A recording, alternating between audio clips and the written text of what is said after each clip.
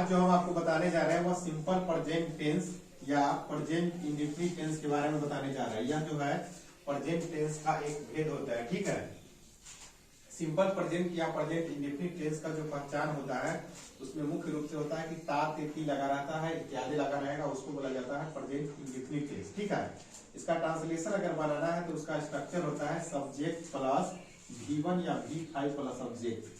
तो V1 कहाँ लगता है और V5 कहाँ लगता है वो हम समझेंगे।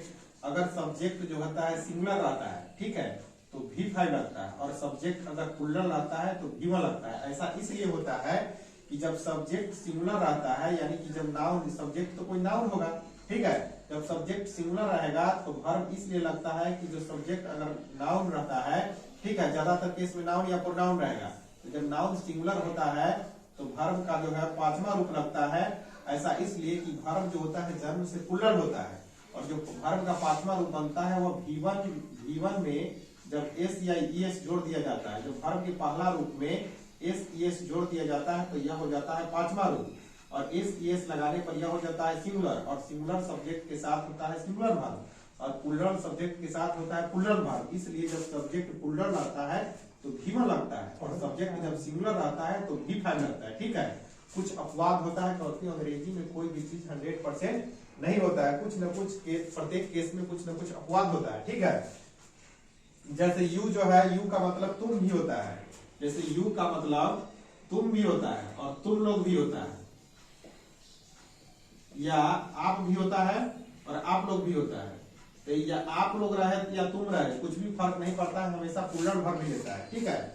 सब्जेक्ट सिंगुलर होगा तो वर्ब जो है V5 लगेगा, इसमें V1 प्लस S ES वाला, और सब्जेक्ट जब प्लूरल रहता है तो V1 लगता है। जैसे हम लिखाए हैं कि राम आम खाता है पहला, तो राम यहाँ सिंगुलर है, इसके लिए V5 लगेगा S ES वाला, ईट में S लगा देंगे, हो जाएगा राम ईट्स ए मैंगो। दूसरा है कि तुम विद्यालय जाते हो, तो यू के साथ हमने बताया कि हमेशा प्लूरल वर्ब लगता है, और वर्ब का पहला रूप जो होता है प्लूरल होता है, तो हो जाएगा यू गो टू स्कूल। अगला है कि सीता घर जाती है, तो सीता घर जाती है तो सीता एक आदमी है तो सिंगुलर हुआ, तो इसके साथ वर्ब लगेगा सिंगुलर जो V5 होता है। सीता गोज टू होम हो जाएगा। आगे है कि वह किताब पढ़ता है, वह किताब पढ़ता है तो ही होता है, मंत्र होता है वह, ठीक है, और वह जो है सिंगुलर होता है, वह प्लूरल रहता तो होता वे लोग। यहाँ पर ही सिंगुलर है इसलिए रीड में एस लग जाएगा और V5 बन जाएगा, ही रीड्स ए बुक हो जाएगा।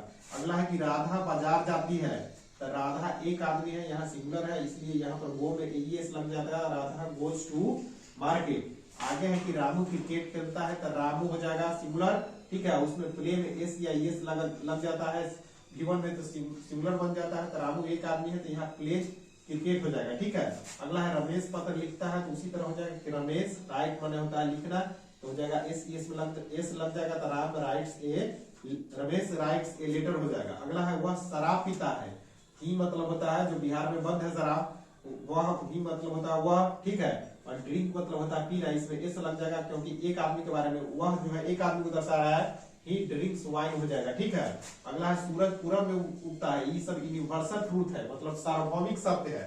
जो यूनिवर्सल ट्रूथ होता है वह भी, उसका भी ट्रांसलेशन प्रेजेंट इंडेफिनिट टेंस में ही बनाया जाता है, तो हो जाएगा द सन।